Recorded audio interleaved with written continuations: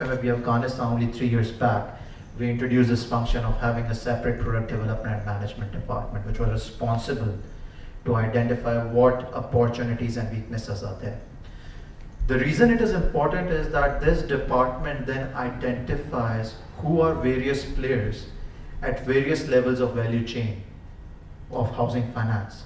So if you go back, you need a technical advisor, you need a raw material provider, who the suppliers are there in the market. Do you think that introducing housing support services becomes a sales pitch for a loan officer when he goes out to sell a housing finance product? How would you be able to identify opportunities with the donors? What exactly is the donor community interested in? Are you able to identify weaknesses where you want the donor community to come in and intervene? So all these things do help an institution when they are supposed to be looking at the ecosystem.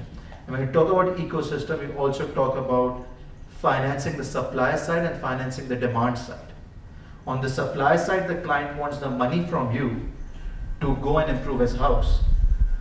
On the demand side, the client also needs to buy the raw material from a shopkeeper that is available down the street, who runs a shop. Can your institution provide credit on both the sides to support an ecosystem? And when you support an ecosystem, you are still doing housing finance while simultaneously doing micro enterprise development. So that is the approach that the first microfinance bank in Afghanistan took.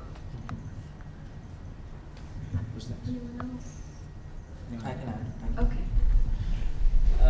I mean, we had the privilege to build on the learnings of what FMFB Afghanistan did, but what we found out against the perception, especially